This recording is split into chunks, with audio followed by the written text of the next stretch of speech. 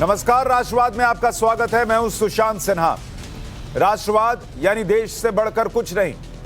और आज जब बात देश की, तो देश के उस प्रदेश की जहां पर हिंसा देखने को मिली। राजस्थान के करौली में हुए दंगे का टाइम्स नाउ नवभारत के पास एक्सक्लूसिव वीडियो मौजूद है और इस वीडियो में साफ साफ दिख रहा है कि करौली में दंगाई पत्थर बरसा रहे थे, दंगा कर रहे थे, लेकिन गहलोत सरकार की पुलिस मूक दर्शक बनी, सब कुछ देखती रही। तोड़फोड़ मचा रहे आरोपियों पर कार्रवाई करने की बजाय पुलिस उन्हें छूट देती नजर आई। तस्वीर आपके सामने है। इस तस्वीर के सामने आने के बाद गहलोत सरकार कटघरे में। सवाल है कि क्या पुलिस को मूक दर्शक बनने के लिए ऊपर से ऑर्डर था? राजस्थान में दिल्ली जैसा दंगा कराने की सोची समझी साजिश थी क्या? पीएफआई ने 2 दिन पहले अगर गहलोत सरकार को चिट्ठी लिखी थी तो फिर भी गहलोत सरकार ने पुलिस को दंगा रोकने के लिए क्यों नहीं कहा? और पीएफआई को 2 दिन पहले ही कैसे पता चल गया था कि दंगा हो सकता है? करौली दंगे पर कांग्रेस कटघरे में।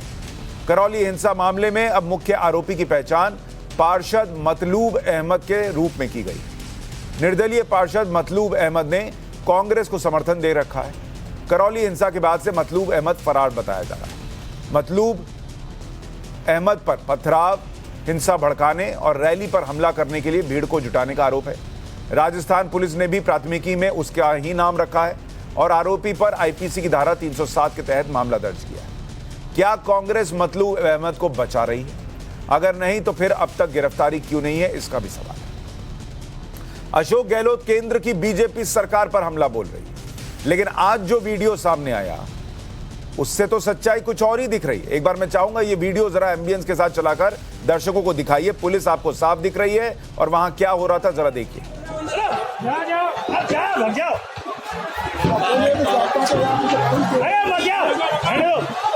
कोई नहीं है, सब गए, सब कोई नहीं है। अरे छोड़ो, नहीं है कोई, नहीं है कोई।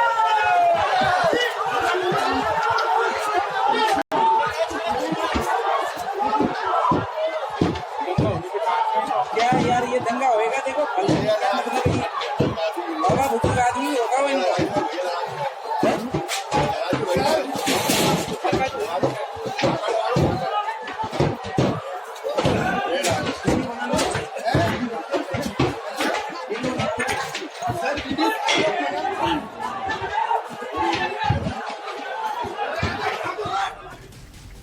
लोग कह भी रहे हैं कि दंगा होगा, लोग लाठी डंडे लेकर दौड़ा भी रहे हैं दूसरे पक्ष को, लेकिन पुलिस चुपचाप खड़ी देख रही है।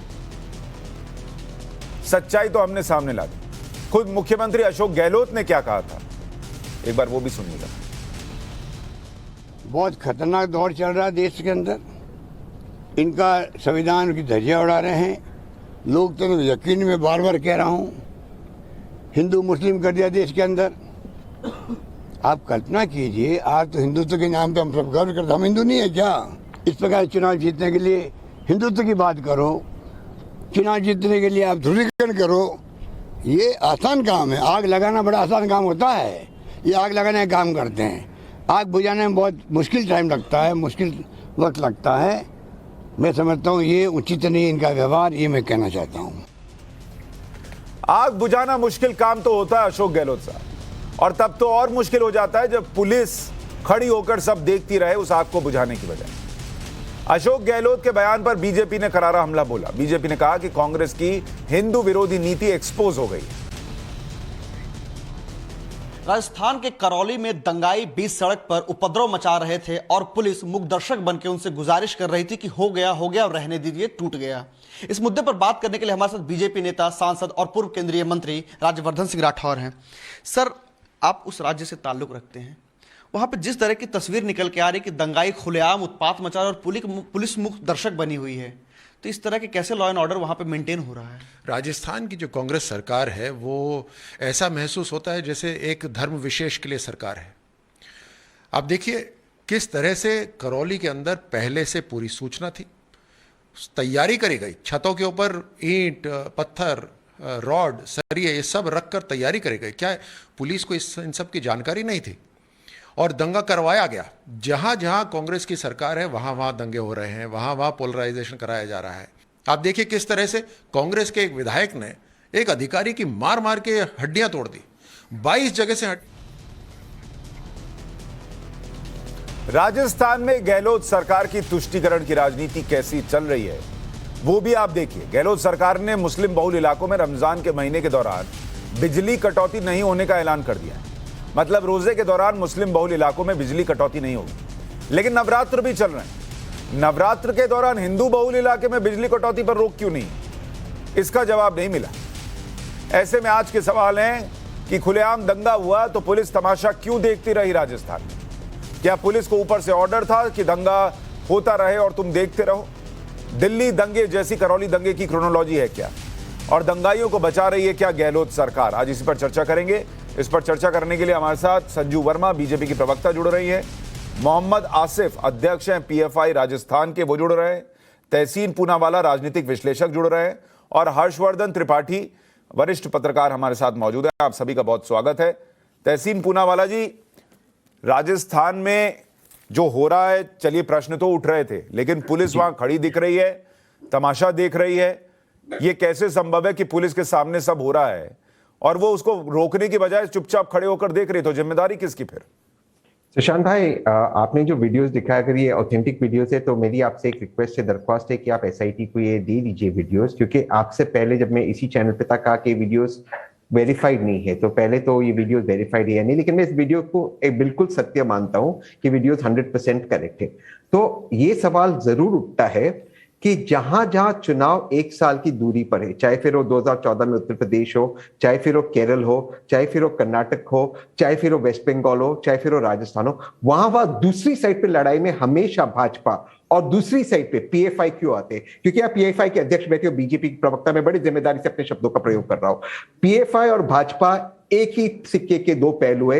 ये दोनों रिलीजियस पोलराइजेशन कराते और देश को तोड़ने की कोशिश में मुहिम में जुटे हुए हैं। और हाँ, कांग्रेस की गलती है कि इन पीएफआई वालों को इन्होंने मौका दिया अपना एनिवर्सरी बनाने को। इन सबको जेल में डालना चाहिए और माननीय प्रधानमंत्री को इनको बैन करना चाहिए। लेकिन पीएफआई और आरएसएस एक ही सिक्के के दो पहलू है। नहीं, लेकिन तहसीन पूनावाला, अभी पीएफआई के लोग भी जवाब देंगे, संजू वर्मा भी जवाब देंगी कि दोनों ने वो सिक्का कहां छपवाया जिसमें एक तरफ बीजेपी और दूसरी तरफ पीएफआई गुदवा लिया उन्होंने। उसका उत्तर मैं आपको देता हूं। नहीं, लेकिन मैं दूसरा प्रश्न पूछ रहा हूं। अरे भाई, मैं कह रहा हूं कि ये मिलके पोलराइजेशन कर रहे हैं, पर सरकार तो अशोक गहलोत की थी, पुलिस तो उनके अंडर में है। तो पुलिस वहां चुपचाप क्यों खड़ी थी, जबकि पीएफआई के अध्यक्ष की चिट्ठी है, उन्होंने 2 दिन पहले कहा था कि दंगे हो सकते हैं, तो पुलिस क्यों नहीं तैयारी के साथ थी?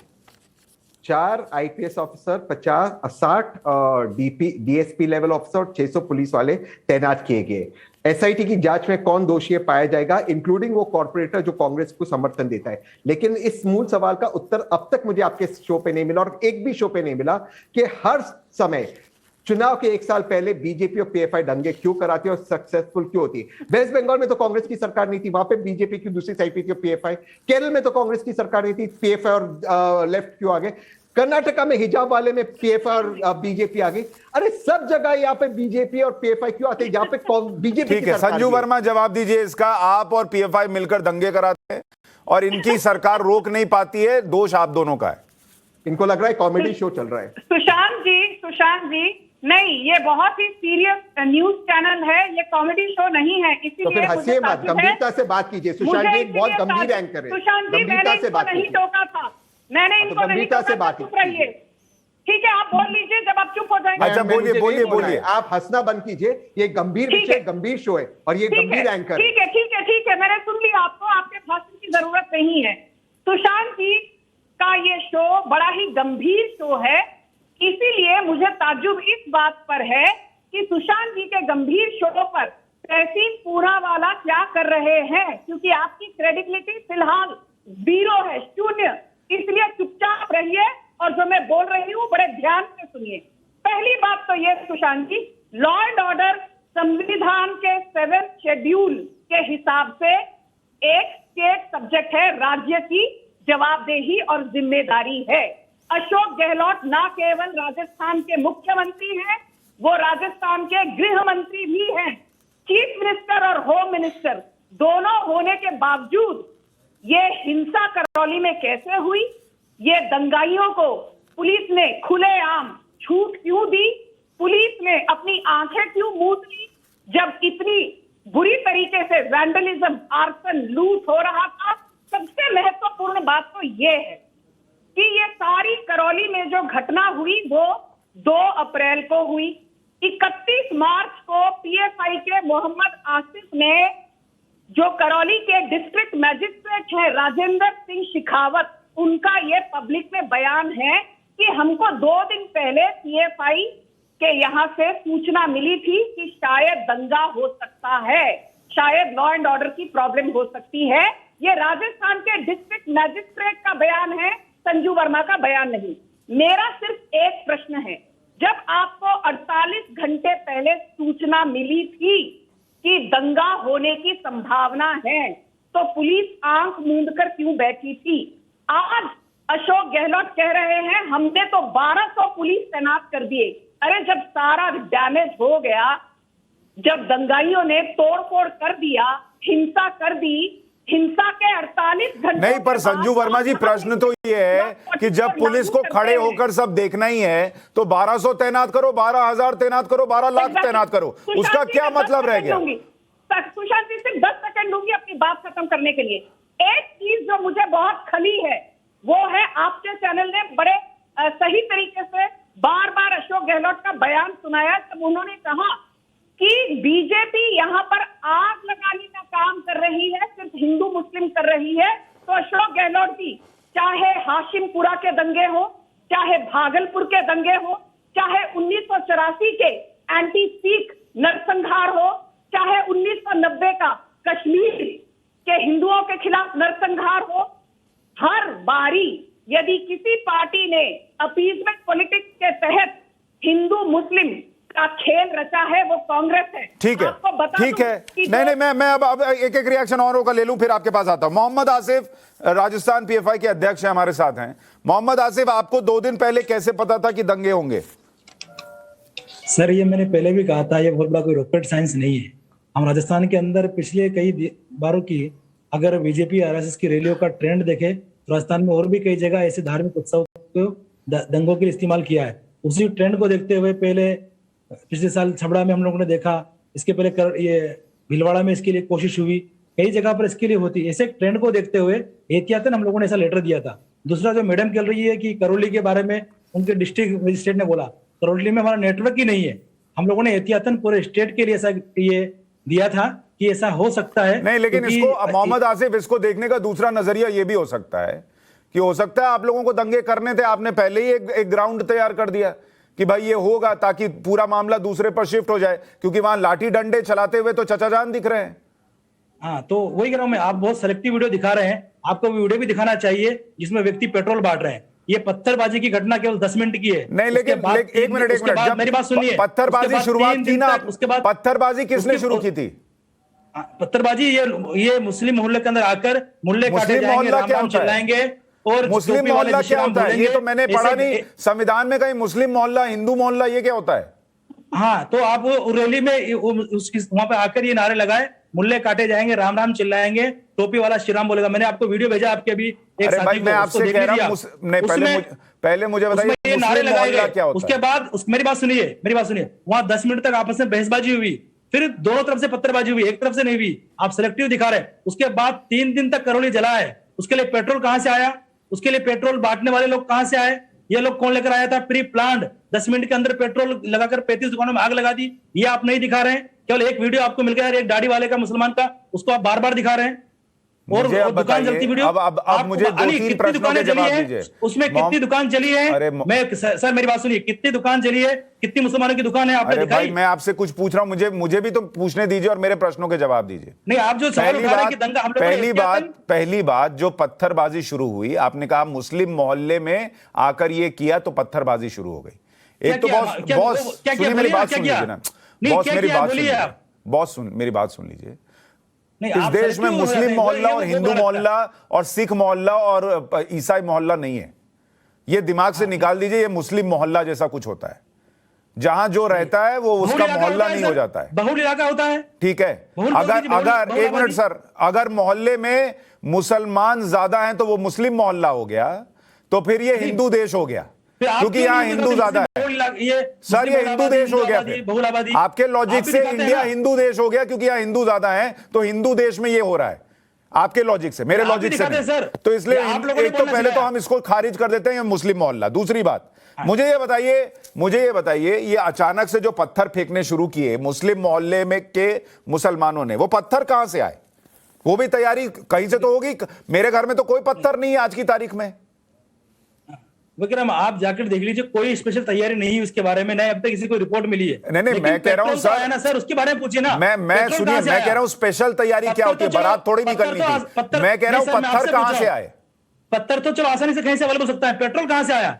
आप अरे दुकान चलाने के लिए पेट्रोल ज्यादा आसानी से मिलता है, पत्थर कहां से आया? घर में कौन पत्थर रखता है? आप मुझे पैनल में बताइए। एक मिनट रुकिएगा, एक मिनट रुकिए। संजू वर्मा, एक मिनट। संजू वर्मा, आप घर से लाइव हैं? आप घर से लाइव हैं? आपके घर में कितने पत्थर पड़े हैं ड्राइंग रूम में, बताइए। मेरे घर में ना कोई पत्थर नहीं है। तहसीन पूनावाला, आपके घर में कोई पत्थर पड़ा है? आपके आगे पीछे देखिए जरा, दिख रहा है? नहीं दिख रहा। बीजेपी और पीएफआई के पास हमेशा ठीक दंगे है। के हर्षवर्धन जी, मैं आपको पूरा मौका दूंगा बोलने का, लेकिन पहले इतना बताइए, आपके घर में आगे पीछे पत्थर रखा है? सर पेट्रोल रखा नहीं, है मुझे क्या? किसी पे मारना नहीं है क्या? सुशांत जी, तो मैं क्यों रखूंगा? नहीं मारना रखा। होगा तो रखूंगा। ठीक है। सर, पेट्रोल एक रखा है मिनट, क्या? एक मिनट मोहम्मद आसिफ, जरा रुकिए ना बॉस। पेट्रोल रखा है क्या? अरे पेट्रोल पर आऊंगा, एक एक करके, धीरे धीरे। पहले मुस्लिम मोहल्ला आपका खारिज हुआ, अब मुझे बताइए किसी ने यहां पर अपने घर में पत्थर नहीं रखा, तो वहां मुसलमान में जो है, मुस्लिम मोहल्ले के मुसलमान, वो घर में पत्थर क्यों रखे हुए थे, ये बताइए। नहीं, मैं कह रहा हूं पत्थरबाजी दोनों तरफ से हुई है। अरे भाई, दूसरा तो मोहल्ला आपका था, दूसरा तो बाहर से आया था। आप पत्थर फेंकेंगे तो वो उठाकर फेंक रहा होगा, वो घर से लेकर आया था। तैयारी करके आया था, घर से लेकर आया था, तैयारी करके आया था। हाँ, तैयारी करके आया था। अच्छा, ठीक, उसके वो कुछ तैयारी दिनों करके पहले आया था। बीजेपी के राष्ट्रीय अध्यक्ष जेपी नड्डा माधोपुर आए थे। उन्होंने कहा, और बाकायदा कहा, इस इलाके में 29 सीटें हैं। मोहम्मद आसिफ भाई, मेरी बात सुनिए। देखिए, हम बहुत तार्किक बात कर रहे हैं आसिफ भाई। इस इलाके में सांप्रदायिकता का माहौल मैं मान गया, देखिए मैं आपकी बात मान गया। जो हिंदू आए थे वो पत्थर लेकर आए थे, थोड़ी देर के लिए मान लेते हैं, ठीक। क्या बोलना है इनको? सुनिए ना मेरे आसिफ भाई, मेरी बात सुनिए। जो हिंदू आए थे वो पत्थर लेकर आए थे, ये आप कह रहे हैं, ठीक है। हिंदू मुस्लिम नहीं कर रहा हूं सर, आप कर रहे हैं। अरे आप नहीं कह रहे हैं, मुस्लिम मोहल्ला बता दिया, फिर कह रहे हैं हिंदू मुस्लिम नहीं कर रहे हैं। रैली आई थी, हम लोगों ने कहा था कि ठीक है, एक रैली आई जिसमें यहूदी थे, उन यहूदियों ने पत्थर रखा हुआ था, ठीक। नहीं, उन्होंने क्या नारे लगाए वो बोलिए आप सर, झूठ क्यों बोलते हैं आप? अरे भाई, क्या नारे मैं दिखाओ कैसे, ना? मैं जो अभी आ रहा हूं सब पे आ जाऊंगा, थोड़ा सा वक्त दीजिए आप मुझे। बोलिए ना आपकी जबान से कि उन्होंने मुल्ले काटे जाएंगे नारे लगाए। अरे भाई, जब मैंने नहीं देखा तो मैं कैसे बोल दूं? मैंने डाला है वीडियो, मैं कैसे बोल दूं? आपने डाला है, मुझे क्या गारंटी आपने सही बोला है? आप तो ये बोल नहीं पा रहे कि 2 दिन से पहले आपको पता था। इसका मतलब आपने पत्थर का इंतजाम किया था कि ये गुजरेंगे, इनको मारना। मैं क्यों ना ये मानूं? मैं ये क्यों ना मानूं कि आपने पत्थर दिए थे, घर में रखे थे? दिल्ली में भी यही सिस्टम था कि घर के अंदर से एसिड की बोतलें और पत्थर मिल रहे थे। हवा में कौन रखता है क्या पत्थर? आओ जला, आग किसके घर में लगी? मुसलमान। पत्थर से आग लगी क्या? पत्थर से आग लगी क्या? आप, अरे भाई, पत्थर मारा क्यों, पहले ये बताइए। आग तक आ जाऊंगा मैं। हाँ, पत्थर दोनों तरफ से, पत्थर इसलिए, पत्थरबाजी इसलिए हुई, वहां पर आकर जो भड़काऊ नारे लगाए, टोपी वाला श्री राम बोलेगा, मुल्ले काटे जाएंगे, इसलिए लोगों को भड़काया गया, इसलिए पत्थरबाजी। अच्छा, एक मिनट, अब मुझे एक बात बताइए।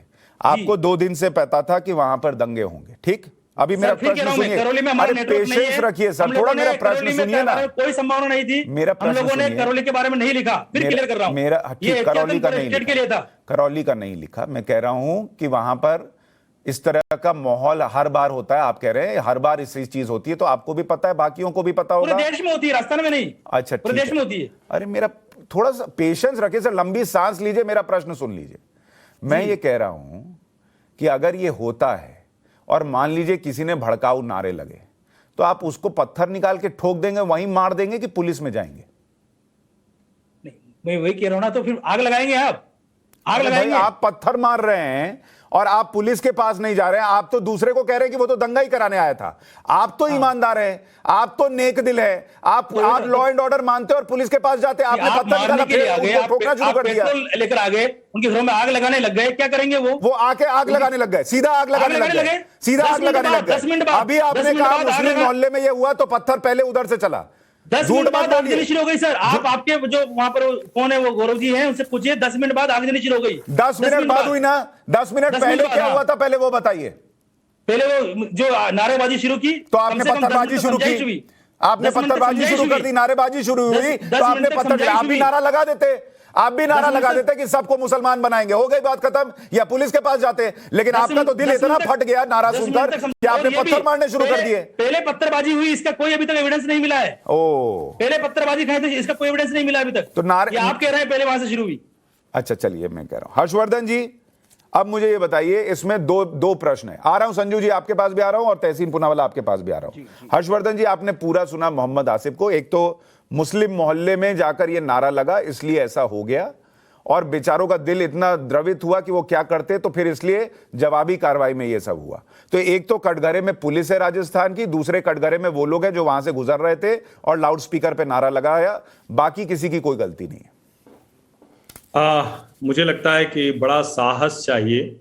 इस तरह से आप सारी शर्म हया घोल कर पी जाएं और इस तरह से राष्ट्रीय टेलीविजन चैनल पर कुतर्क की पूरी इंतहा कर दें।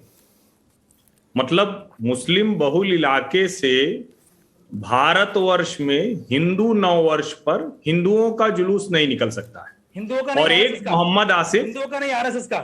बीच में नहीं बोलते, असभ्यता होती है। मोहम्मद आसिफ, ये आपकी गुंडागर्दी नहीं है, इसके बीच में मत बोलिएगा। राइट कर रहा हूं, मोहम्मद आसिफ बीच में मत बोलो, ये गुंडागर्दी की आदत मत रखो।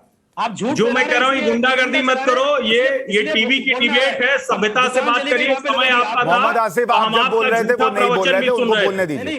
नहीं, वो जब आप जब बोल रहे थे कोई नहीं बोल रहा था, उनको बोलने दीजिए। प्रवचन बंद करो। तुम्हारा मोहम्मद आसिफ, आवाज कम कर रहा हूँ। हर्षवर्धन जी बोलिए। फिक्र नहीं है, उसका दर्द है हमको। ये फिर से मैं दोहरा रहा हूं कि हिंदू नववर्ष पर हिंदू अगर बाइक रैली निकाल रहा है, हिंदू नववर्ष पर चैत्र नवरात्र के पहले दिन अगर वो रैली निकाल रहा है, जुलूस निकाल रहा है, अपने उत्सव पर्व पर खुश है, तो वो मुस्लिम बहुल इलाके से नहीं निकल सकता।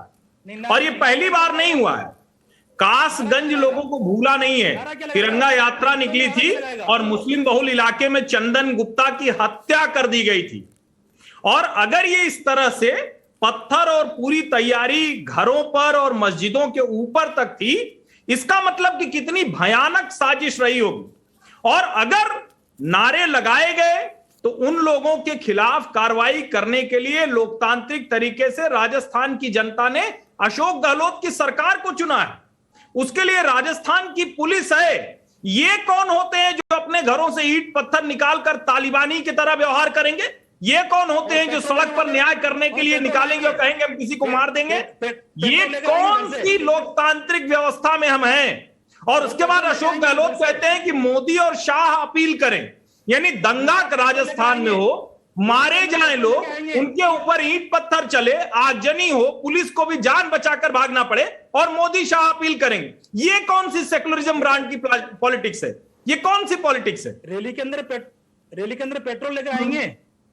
अरे भाई, आप एक ही गाना गाए जा रहे हैं, रैली के अंदर पेट्रोल लेकर आएंगे, रैली के अंदर पेट्रोल लेकर आएंगे। मुझे ये बताइए, मोहम्मद आसिफ इतनी देर से ये भी झूठ बोल रहे हैं।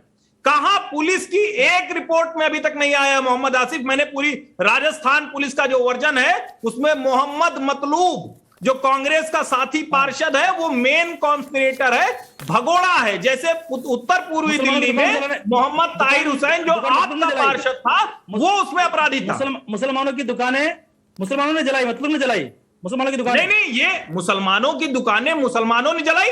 अरे तृणमूल कांग्रेस के लोगों ने एक दूसरे को मार दिया, बहादुर शेख को, सब तो मुसलमान थे, घर जला दिया, मार डाला।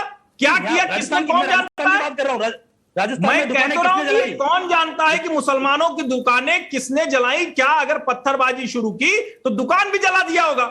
अगर साजिश इतनी बड़ी थी, अगर पीएफआई को पता था, अगर पीएफआई चिट्ठी लिख रही थी तो ये भी कर दिया होगा। इसमें कौन सी बड़ी बात? यही तो आपकी धूर्तता है। यही तो मैं कह रहा हूं, नहीं झूठ तुम हो आसिफ, ये आप तुम झूठ तो झूठ बोलते हो। इतनी देर से पेट्रोल चिल्ला रहे हो, तुम्हें शर्म नहीं आती कि तुमको कहना चाहिए था कि हमने अगर चिट्ठी लिखी थी तो उसका आधार क्या था? झूठ बोलते हो, शर्म नहीं आती। से राष्ट्रीय चैनल पर बातचीत करते हुए हर जगह दंगा फैलाने में पीएफआई का नाम आता है, हर जगह दंगा फैलाने में पीएफआई का नाम आता है। और उसके बाद भी आप लोग एक बात है सिर्फ और सिर्फ आरोप लगाने की कोशिश करते हो। सारे प्रमाण तुम्हारे खिलाफ। संजू वर्मा जी, मुझे एक बात बताइए, एक पैटर्न देख रहा हूं मैं, और आज से नहीं देख रहा हूं, चूंकि मोहम्मद आसिफ कुछ सालों का जिक्र कर रहे हैं तो मैं भी कुछ सालों का जिक्र करता हूं। मैं कहता हूं कोई भी घटना होती है उसमें शुरू का हिस्सा बाद में डिलीट कर दिया जाता है और बाद में क्या हुआ उसके लिए एक विक्टिम कार्ड निकाल दिया जाता है। शुरू वाले हिस्से में क्या हुआ ये मिट जाता है। हिंदुओं की रैली वहां से निकली, सर पुलिस ये फिर कह रहा हूं मैं, प्लीज आप इसको मत बोलिए हिंदुओं की रैली। तो क्या बोलूं? ये आप तय करेंगे। आप मुसलमानों का मोहल्ला बता देंगे, रैली हिंदुओं की नहीं होगी। आरएसएस बीजेपी की रैली है, आप उसके आयोजकों की तो आरएसएस और बीजेपी के लोग हिंदू नहीं होंगे, ये आप तय करेंगे।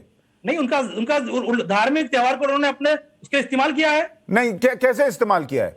मतलब वो क्या करे? अगर एक मिनट मुझे ये बताइए, अगर मैं एक हिंदू हूं और मैं एंकर नहीं हूं थोड़ी देर के लिए मान लीजिए, और मैं आरएसएस या बीजेपी से जुड़ा हुआ हूं, तो मैं अगर हिंदू हूं तो मैं हिंदू पर्व ना मनाऊं क्योंकि मैं आरएसएस और बीजेपी से जुड़ा हूं। तो हिंदू पर्व की हैसियत से मनाएंगे। वहां पर आकर आप ये अब आप सिखाएंगे कि हिंदू पर्व कैसे मनेगा? ये आप सिखाएंगे कि हिंदू पर्व कैसे मनेगा? रूट क्या होगा? मस्जिद के बगल से नहीं निकलेंगे, वहां ये नारे नहीं लगेंगे, ये नहीं होगा।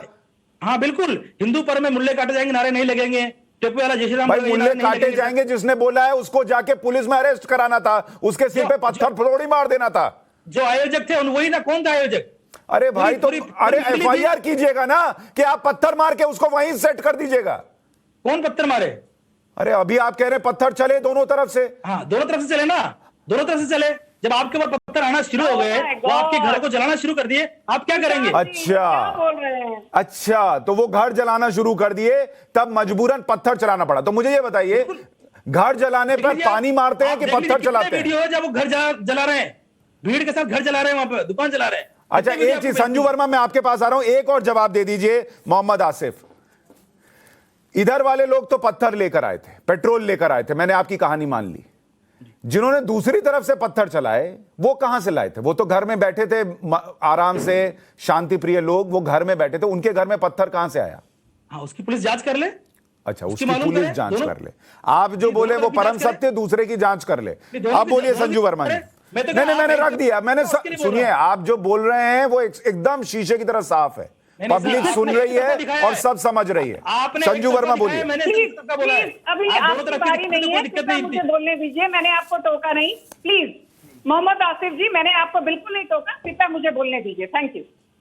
सुशांत जी, एक चीज आपने बहुत बढ़िया कही और आपके शो के माध्यम से मुझे यकीन है कि दर्शकों को भी ये बात समझ आ रही होगी कि यहाँ कटघरे में आज किसे खड़ा होना चाहिए। कटघरे में खड़ा होना चाहिए अशोक गहलोत को, अशोक गहलोत की सरकार को।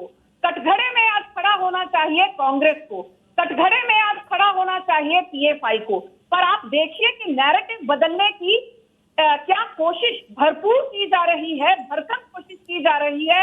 यहाँ पर करौली में हुई हिंसा को लेकर अशोक गहलोत को कटघरे में खड़ा करने की बजाय आरएसएस पर लांछन लगाया जा रहा है, हिंदुओं के त्योहार पर लांछन लगाया जा रहा है, बीजेपी पर त्योहार लगाया जा रहा है। जो पत्रकार करौली दंगे का खुलासा कर रहे हैं उनको बीजेपी का एजेंट बताया जा रहा है। मैं सिर्फ ये कहना चाहती हूँ, पेट्रोल कहां से आया, पत्थर कहां से आया, उससे बड़ा जो मुद्दा है वो ये है कि जब पूरी इंटेलिजेंस सूचना थी गहलोत सरकार के पास तो जानबूझकर दंगे क्यों होने दिए?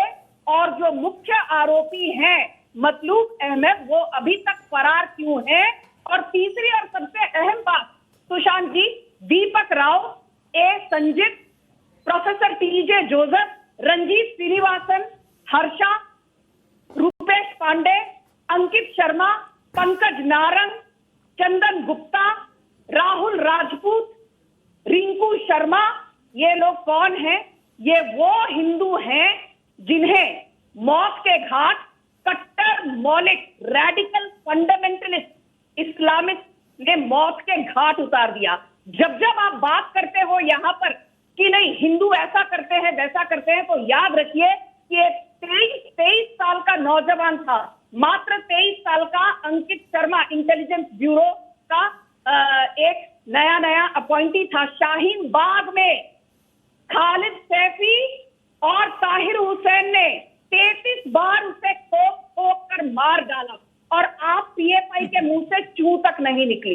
प्रोफेसर टीजे जोसेफ के दो हाथ काट डाले आप लोगों ने और आपके मुंह से चू तक नहीं निकली। आपने झारखंड में रूपेश मनाने के लिए मौत के घाट उतार दिया। आप लोगों के मुंह से चू तक नहीं निकली।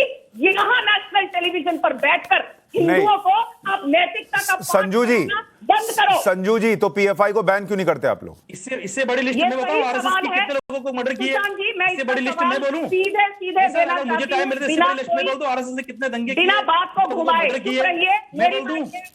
आपका नाम संजू एक बार वर्मा मुझे दें है। अगर आप ये लिस्ट आपका गिराने नाम की- मोहम्मद भाई आ रहा हूं, हमारे- मोहम्मद आसिफ मैं आपके पास आ रहा हूं, एक मिनट। आपका नाम मैंने संजू पूछा वर्मा है, संजू वर्मा से कि आप पीएफआई को फिर बैन क्यों नहीं करती? छोटे में, ठीक है। नहीं, वो छोटे में जवाब ये- दीजिए। जितना अगर गिनाया छोटे मैंने में ये किए, जवाब ये कितने है- लोगों को आरएसएस ने मारा है, कितने छोटे दंगे में किए हैं, जवाब ये अगर हम है गिनाने कि लग जाए अमित तो शाह जी और MOS Nityanand Rai, MOS home, उन्होंने साफ शब्दों में कहा है कि पीएफआई को बैन करने की प्रक्रिया शुरू हो चुकी है।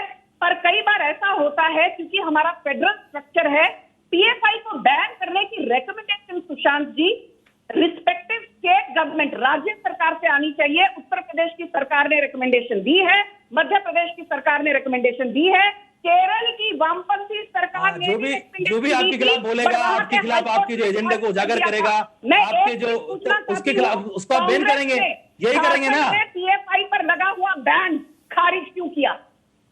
ठीक हाल ही है, में ठीक कांग्रेस ने है। तहसीन झारखंड पूनावाला, में मुझे लगा एक हुआ बात बैन बताइए। क्यों किया? तहसीन पूनावाला जी, मुझे एक बात बताइए। मैडम को जानकारी नहीं है मैडम, सर मैं क्लियर कर दूं? नहीं, एक मिनट सर, आ रहा हूं, एक मिनट आ रहा हूं। तहसीन पूनावाला जी, मुझे ये बताइए कि तस्वीरों में पुलिस खड़ी दिखती है और वहां पर ये सब होगा, इसको लेकर एक चिट्ठी उनके पास पहले से थी, पीएफआई की चिट्ठी। मैं ये कह रहा हूं कि लोग ये क्यों ना माने या ये प्रश्न क्यों ना पूछें कि पीएफआई ने पहले ही आगाह कर दिया था कि भाई ये होगा, ये पत्थर चलेंगे और पुलिस को मूक दर्शक बने रहना है और पुलिस ने वो भूमिका निभा दी। ये क्यों ना लोग प्रश्न पूछें? सुशांत भाई, बिल्कुल आपका सवाल वाजिब है। एसआईटी की इन्वेस्टिगेशन में सब प्रश्न के उत्तर आएंगे और माहौल बना और सुख का माहौल, शांति का माहौल बनाने का प्रयास चल रहा है। आप इस डिबेट में देखिए सुशांत भाई, जिस चीज से मैंने शुरू की, मैं बात करना चाहता हूं विकास की, डेवलपमेंट की, लेकिन दोनों ओर संजू जी और मोहम्मद आसिफ जी ये बात करना चाहते किसने कितने दंगे किए। तो संजू जी ने कह रही है मैंने इतने दंगे किए, तो मोहम्मद भाई कह रहे हैं मैंने इतने दंगे किए, तो वो कह रही है मैंने इतने दंगे किए। दोनों के दंगे के कंपटीशन चल रहे। ठीक उसी तरह मैं तो मानता हूं कि जो कॉर्पोरेटर भगोड़ा है उसको कांग्रेस की शासन ने, कांग्रेस की गवर्नमेंट ने उसको मुख्य आरोपी बनाया विदाउट एनी फेवर। लेकिन आदित्यनाथ जी जिस पर दंगों के आरोप थे उसने खुद पर दंगों के आरोप निकाल दिए। सुप्रीम कोर्ट ने से प्रश्न पूछा। संगीत सोम जो दंगों, मैं इसे डिबेट नहीं करूंगा, आप उनका प्लीज वॉल्यूम कम कीजिए। संजू जी थोड़ा रुक जाइए, वो बोल लें फिर आप रिस्पॉन्ड कीजिएगा। डिबेट अशोक गहलोत पर है, राजस्थान पर है, थैंक यू। दंगों पर ये है, योगी आदित्यनाथ प्लीज सर, अगर आप थोड़ा सा इनका ठीक है संजू जी, एक बार वो बात कंप्लीट कर लें फिर आप जवाब दीजिएगा, बोलिए। कांग्रेस में और भाजपा में अंतर यह है कि संगीत सोम जैसे दंगइयों को, अजय मिश्रा टेनी जैसे जिनके बच्चे ने खून किया है, उनको यहां से पोस्ट से हटाया जाता है, उनके पीछे एफआईआर होती है, उनको जेल में भेजा जाता है। आपको याद होगा सुशांत भाई कि ओवैसी बंधुओं ने हमारे हिंदू देवी देवताओं के बारे में अभद्र शब्दों का प्रयोग किया था। कांग्रेस की सरकार केंद्र में थी, कांग्रेस की सरकार आंध्र प्रदेश में थी, गठबंधन की सरकार थी, ओवैसी बंधु को जेल में डाला गया और वो जेल में थे, उसके बाद गठबंधन तोड़ा। अच्छा, एक मिनट तहसीन भाई, एक आदमी का नाम मुझे ध्यान आ रहा है सर, एक आदमी का मुझे नाम ध्यान आ रहा है, वो उसको बड़ा शौक था हिंदू देवी देवताओं की नग्न तस्वीरें बनाने का। उसे हमारे यहाँ, हमारे देश में कुछ बड़ा सर्वोच्च अवार्ड मिला था, वो किसके सरकार के वक्त मिला था? मुझे नहीं पता, आप बताइए किसके बारे में आप बात कर रहे हो। नहीं पता, आप बताइए किसके बारे में बात कर कुछ एमएफ हुसैन टाइप का सुना हो, कुछ एक आदमी था अगर वो व्यक्ति अभी जिंदा है, अगर जिंदा, अरे जिंदा मर गया तो उसके बारे में ना आपने कहा कि कांग्रेस जो है, कांग्रेस जो है वो ऐसे लोगों के खिलाफ कार्रवाई करती है, तो मैं पूछ रहा हूं कि एमएफ हुसैन को सम्मान कौन दे रहा था? मैं उसके बाद की बात कर रहा हूं। आज भी अच्छा, आज ये हुआ है, पहले कांग्रेस ऐसी नहीं थी। नहीं सुनिए ना सर, मैं उसके बाद की बात कर रहा हूं। एमएफ हुसैन आज भी, उसकी जो तस्वीरें सरकारी, केंद्र सरकारी दफ्तरों में आज भी लगी हुई, उसकी पेंटिंग्स है सर, केंद्र सरकारी। अरे भाई लगा के आप गए होंगे, वो लगी होंगी, नग्न देवी देवताओं की नहीं लगी होंगी। निकाले बीजेपी, किसने मना किया है? मैं आपसे ये कह रहा हूं कि ये इस देश ने बहुत सारे दंगे देखे। मनमोहन सिंह की सरकार के समय से जो इस देश में डेवलपमेंट हुआ, पहली बार 50 वर्षों में देश की इकोनॉमी कॉन्ट्रैक्ट हो रही, इसलिए पीएफआई, ओवैसी और आरएसएस एक हो गए ताकि देश को पीछे लिया जाए। आप मुझे इस सवाल का जवाब दो, ओवैसी पे एफआईआर क्यों नहीं होती, पीएफआई को बैन क्यों नहीं किया जाता, इसका जवाब दीजिए। अच्छा, राजस्थान, एक मिनट, राजस्थान की सरकार ने बैन किया है पीएफआई को? करना चाहिए और करना चाहिए, लीजिए, ये करना चाहिए। बीजेपी ने क्यों नहीं किया और कांग्रेस को करना चाहिए? एक स्टेप आगे। हर्षवर्धन त्रिपाठी जी, ये जो आ रहा हूं संजू जी, एक मिनट, हर्षवर्धन त्रिपाठी जी, कांग्रेस को ये करना चाहिए, एसआईटी में जांच आ जाएगी। नहीं तहसीन भाई, आप ईमानदार दिखने की कोशिश कर रहे हैं, आप ईमानदारी से बात कर नहीं रहे। नहीं नहीं नहीं नहीं नहीं नहीं नहीं, राजनीति को सामने लाता है। हर्षवर्धन त्रिपाठी जी, क्या ये संभव है कि पीएफआई और कांग्रेस और वहां की पुलिस? सुशांत भाई, एक ही लाइन, अच्छा, बोलिए बोलिए। एक ही लाइन चाहता हूँ। क्या आप जानते हो आज भी पीएफआई और एसडीपीआई के बैंक अकाउंट चालू है और सेंट्रल गवर्नमेंट ने अब भी बैंक अकाउंट को बंद नहीं किया, सिर्फ सेंट्रल गवर्नमेंट के डोमेन में आता है। क्यों इनके बैंक अकाउंट चालू? हवाला के पैसे आते हैं, क्यों चालू इनके बैंक अकाउंट? बैंक क्यों नहीं होते बैंक अकाउंट? ठीक है संजू वर्मा, 30 सेकंड में रिस्पॉन्ड कीजिए, फिर मैं हर्षवर्धन जी के पास जाऊंगा। 30 सेकंड में। सुशांत जी, मैं एक चीज बड़े दावे के साथ कह सकती हूँ कि ये जो बार बार कहते हैं कि बीजेपी कंपटीशन में है पीएफआई के साथ कि किसने ज्यादा दंगे किए, तो इनको बता दूं, चाहे अलीगढ़ के 2006 के दंगे हो, धूले के 2008 के दंगे हो, मुजफ्फरनगर के 2013 के दंगे हो, कोकराझर के 2012 के दंगे हो, 2010 के नॉर्थ 24 परगना के दंगे हो, ये सब कब हुए? या फिर भरतपुर के 2011 के दंगे हो, ये सब कांग्रेस के शासन के दौरान हुए। इसीलिए तहसील पूनावाला, यहाँ बैठकर नैतिकता का पाठ बीजेपी को मत पढ़ाइए। और आपको एक चीज याद दिला दूं, क्योंकि आपने अर्थव्यवस्था पर टिप्पणी की, तो आपको याद दिला दूं, आज स्टैंड अप इंडिया के 6 वर्ष पूरे हो रहे हैं और स्टैंड अप इंडिया के तहत हमने लगभग 1.5 लाख वंचितों को एम्प्लॉयमेंट दिया है, रोजगार दिया है, उन्हें अपने पैरों पर खड़े होने के लिए सक्षम बनाया है। यहाँ प्लीज बैठकर भाषण मत दीजिए। ठीक है हर्षवर्धन त्रिपाठी जी ने, मैं आज सिर्फ राजस्थान पर हूं, ना मैं केंद्र की बात कर रहा हूं, ना मैं यूपी की बात कर रहा हूं। हर्षवर्धन त्रिपाठी जी, जो लोगों के मन में एक प्रश्न आएगा, क्या आपको लगता है आएगा ये देखकर कि 2 दिन पहले पीएफआई बता देती है कि भाई दंगा हो सकता है और पुलिस उसके बाद भी मूक दर्शक बनी सब देख रही है, क्या ये पीएफआई ने आगाह किया था या ये बताया था कि ये होगा और खड़े होकर देखना है?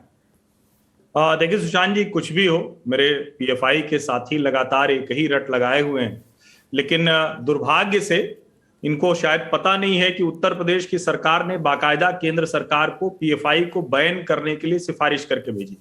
तो पहली बात तो ये कि अगर तहसीन पूनावाला को लगता है तो राजस्थान के अशोक गहलोत सरकार को ये कहने की बजाय कि अमित शाह और नरेंद्र मोदी अपील करें, पहले ये रिपोर्ट भेजनी चाहिए थी कि पीएफआई एक ऐसा संगठन है जो मुस्लिमों को भड़का रहा है, मारकाट करवा रहा है, ये करना चाहिए था। अगर पीएफआई ने पहले से बता दिया था तो उसके बाद तो ये घटना किसी स्थिति में नहीं होनी चाहिए थी, क्योंकि पीएफआई सिर्फ और सिर्फ मुसलमानों के बीच में काम करता है। तो इतनी अवेयरनेस वो कर सकता था कि मुसलमान बिल्कुल भड़कते नहीं, दंगा नहीं करते, लेकिन इसका मतलब वो काम अपना नहीं किया। राज्य सरकार कर सकती थी, अगर उसको पहले से पता था कि ये हो सकता है तो वो न करते। लेकिन एक महत्वपूर्ण बात, क्या हिंदुस्तान में ऐसे किसी भी जो हिंदू पर्व उत्सव हैं, और मुझे तो आश्चर्य हो रहा है, ये आसिफ कह रहे हैं, मोहम्मद आसिफ, कि ये संघ वालों की थी, इनको पता ही नहीं है। संजू वर्मा तो शायद मुंबई रहती हैं, गुड़ी पाड़वा को लेकर पूरे देश भर में और महाराष्ट्र में तो हर गली गली में ऐसे उत्सव मनाया जाता है। तो क्या जहां भी मुसलमान रहेंगे वहां पत्थर फेंकना शुरू कर देंगे? मुझे लगता है कि अशोक गहलोत सरकार की नाकामी है। ये जिस तरह से दंगे की साजिश थी, दंगे भड़काया गया, क्योंकि चुनाव आ रहे हैं तो अशोक गहलोत को अपने पक्ष में सारे मुसलमान चाहिए, इसलिए ये सब किया जा रहा है। नहीं, मैं ये कह रहा हूं मोहम्मद आसिफ, मैं आपकी हर बात को थोड़ी देर के लिए मान भी, मैं ये कह रहा हूं कि अगर आपको पहले से इल्म था कि ये लोग ये करेंगे, तो वहां पर लोगों को क्या पुलिस पर, कानून व्यवस्था पर, अशोक गहलोत सरकार पर भरोसा नहीं है कि भाई कोई मेरे खिलाफ ऐसे नारा लगा रहा है तो मैं पुलिस में जाके शिकायत करूं?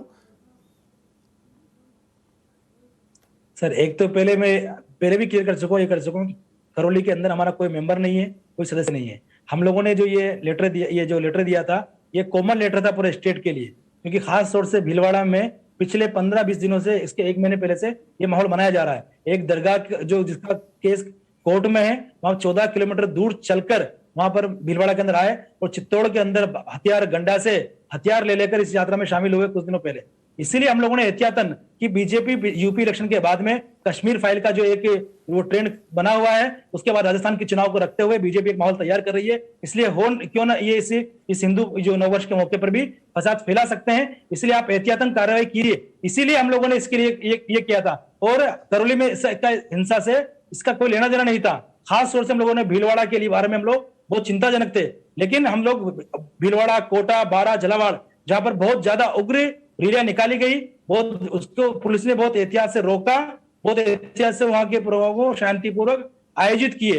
लेकिन करौली के अंदर ये हुआ है, इसलिए आप इसको ये बार बार पीएफआई का लेटर, पीएफआई का लिंक, इससे उसको जोड़ने के लिए कोशिश मत कीजिए। अब मैं आपसे दो प्रश्न पूछता हूं। पहला वाला मेरा कायम है कि क्या अगर कहीं पर कोई ऐसी घटना हो, कोई आप पर आवाज उठाए, कोई नारे लगाए, तो पुलिस के पास जाएंगे या पत्थर चलाएंगे? पहला प्रश्न ये। क्या कानून व्यवस्था पर भरोसा नहीं है? कानून व्यवस्था पर मुसलमानों को, इस देश के मुसलमानों को भरोसा नहीं है? और दूसरा आप कह रहे हैं नहीं, मैं अरे भाई मैं तो पूछ रहा हूं क्योंकि वहां पत्थर चले इसलिए पूछ रहा हूं। मैं क्यों कहूंगा? सबसे ज्यादा इस देश के कानून पर मुसलमान भरोसा करते हैं। ओह, अब मैं फिर वो तहसीन भाई कहेंगे कि कॉमेडी शो नहीं चल रहा है, हंसना नहीं चाहिए, लेकिन आप ऐसी बात करेंगे तो इसलिए कह रहे हैं ना, कौन हम तो हमेशा कोर्ट के फैसले को मानते रहे, लेकिन वो पुलिस को भरोसा करते हैं, तो इसीलिए अब कोर्ट पे पत्थर थोड़ी ही चला दीजिएगा। नहीं है भैया, उसमें कोई ऑप्शन नहीं है, वो तो मानना ही है। उसमें क्या पत्थर चलाइएगा क्या?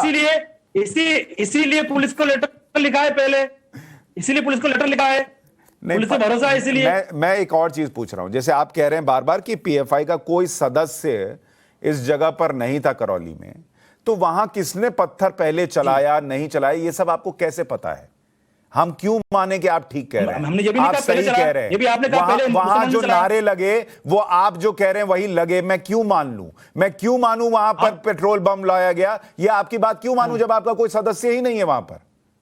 तो फिर आपके वीडियो क्यों माने हम लोग? अरे भाई हमारा तो रिपोर्टर है, आपका सदस्य नहीं है ना। मेरा तो रिपोर्टर इन्वेस्टिगेट करके ला रहा है। आप कहां हैं? आप क्या हैं जब वहां कुछ नहीं है आपका? तो आप जीरो हैं। इसका मतलब आप इसका मतलब जबरदस्ती डिफेंड कर रहे हैं। आपने धर्म का रास्ता पकड़ लिया, आपको मुसलमान को डिफेंड करना ये आपने तय कर लिया। जब आपका वहां कोई है नहीं, तो कैसे आप फैक्ट रख रहे हैं? आप एक तरफा कर रहे हैं, आप एक तरफा कर रहे हैं, हम डिफेंड नहीं कर रहे हैं भाई। मैं तो अगर वहां से दूसरा पक्ष आएगा वो भी दिखा दूंगा। अभी जो है वो दिखा रहा हूं, लेकिन आप जब आप वहां है ही नहीं तो आप कैसे बोल रहे हैं? एक बार भी नहीं कहा कि भड़काऊ नारे, आपने एक बार भी नहीं कहा कि भड़काऊ नारे नहीं लगाने चाहिए थे। आपने एक बार भी नहीं कहा मैंने कि इस तरीके से हिंदू नववर्ष के मौके पर हथियार लेकर नहीं आना चाहिए था। मैं एक बात बैठकर कह रहा हूं, सुनिए मेरी बात, सुनिए मेरी बात सुनिए। मैं ये कह रहा हूं, भड़काऊ नारा लगे, कुछ भी हो, उसका तरीका है पुलिस के पास जाना। उसका तरीका नहीं है कि पत्थर उठा के सामने वाले को वहीं निपटा देना। उसका तरीका नहीं है कि डंडा लेके दौड़ा देना। उसकी निंदा नहीं करेंगे आप? अरे भाई ये निंदा नहीं है तो और क्या है कि मैं कह रहा हूं कि पुलिस के पास जाना था। पुलिस क्या करती? उनको दामाद थोड़ी बनाकर घुमाती, उनको अंदर करती। तो ये निंदा ही करना तो है। मैं तो कह रहा हूं उनको अंदर कर दीजिए। अगर ऐसा नारा लगाया तो अंदर कर दीजिए। किसने मना किया? क्या कहेंगे आप? नहीं, पत्थर फेंकने वालों से आप कह रहे हैं पुलिस के पास जाना चाहिए था। नारा लगाने वालों से आप क्या कहेंगे? नारा लगाने वालों से कहूं कि आपको पुलिस के पास जाना चाहिए था। आप कह रहे हैं ना कि नारा लगा। मेरे पास तो वीडियो नहीं है, लेकिन जो नारा लगा रहा है उससे, उसके लिए पुलिस से कह रहा हूं मैं। मेरी बात सुनिए। आप सेलेक्टिव वीडियो डाले ना सर। मैं तो पुलिस को कह रहा हूं उठा के अंदर डालो, और क्या कहूं? मैं आपसे पूछ रहा हूं। चौराहे पे फांसी दिलवा दूं क्या? जो आग लगाई उनके साथ क्या करना चाहिए? अरे उनको जेल में डालो। नहीं, उनको जेल में डालो। आग लगाई उनके साथ क्या करना चाहिए? जेल में डालो। पत्थर से नहीं मारो, तालिबान नहीं है यहाँ। वालों को दिखाइए ना। हम अफगानिस्तान में नहीं है। वालों को आप दिखाइए ना। अरे वीडियो आएगा दिखाएंगे। आप आग लगाने वालों को वीडियो आएगा तो दिखाएंगे। नहीं है वीडियो तो कैसे दिखाएं? आपके कहने में दिखा दे। जब आपका करौली, अरे भाई आपने वीडियो डाला, मुझे क्या पता आप ठीक डाल रहे हैं। आपका करौली में आप कह रहे हो कोई आदमी नहीं है। कहाँ का वीडियो क्या है? मैं कैसे उठा के डाल दूं? नहीं, मैंने हमारे पास वीडियो मिले और भी बहुत सारे वीडियो आ गए और सारे। आप भेजिए, मेरा रिपोर्टर वेरीफाई कर देगा, मैं दिखा दूंगा। आग लगाने वालों को आप नहीं दिखाएंगे। आप आग लगाने वालों को नहीं दिखाएंगे, मतलब साफ है। ये आपने तय कर लिया। आप आग लगाने वालों को नहीं दिखाएंगे। आपने तय कर लिया। साफ दिख रहे हैं। आपने तय कर लिया, मैं नहीं दिखाऊंगा। दिख रहे हैं। हाँ, नहीं दिखाएंगे क्योंकि आपको नहीं दिखाना है वो। ठीक है, आपको एक तरफा दिखाना है बस। एक तरफ। मैं इसका कोई हिसाब नहीं दे सकता बॉस कि नहीं, कैसे साहब, क्या आपको दिखाना मानना है, पड़ेगा ये तो कैसे narrative क्या कायम दिखाना है, किया नहीं आप दिखाना लोगों है। ने, इससे देश आप पर यही नुकसान काम हो रहा है। कीजिए, ये जहर हिंदुत्व भरिए का दूसरे के नुकसान नहीं दिमाग है। में, उसको कभी मत ये कहिए कि पत्थर फेंकना गलत था। गलत है, संजू वर्मा जी बोलिए, आप क्या है। बोल रहे हैं? गलत है, सुशांत जी, पत्थर फेंकना गलत है। चलिए लेकिन आप भी कहिए एक पेट्रोल वक्त कराना के लिए रेलवे मान गलत है। लेते हैं कि जो यहाँ पर सीएसआई के महाशय बैठे हैं, वो जो कह रहे हैं वही सत्य है। सुशांत सिन्हा जी की बात पर गौर नहीं फरमाते, हर्षवर्धन जी की बात नहीं सुनते, संजू वर्मा की बात नहीं सुनते, पर तहसीन पूनावाला और उनकी पार्टी को गौर से एक चीज सुननी चाहिए। मैं यहाँ पर कोट कर रही हूँ 30 लोगों को जो कि अशोक गहलोत की सरकार के तहत काम करते हैं। एक तो मैंने पहले कहा डिस्ट्रिक्ट मजिस्ट्रेट राजेंद्र सिंह शेखावत, एक है ADG law and order mister हवा सिंह घुमरिया, और तीसरे हैं एमएन लाथेर डीजीपी राजस्थान के। और तीनों ने एक चीज कही है सुशांत जी कि हाँ, पुलिस से लापरवाही हुई है और जो दंगा हुआ वो रोका जा सकता था।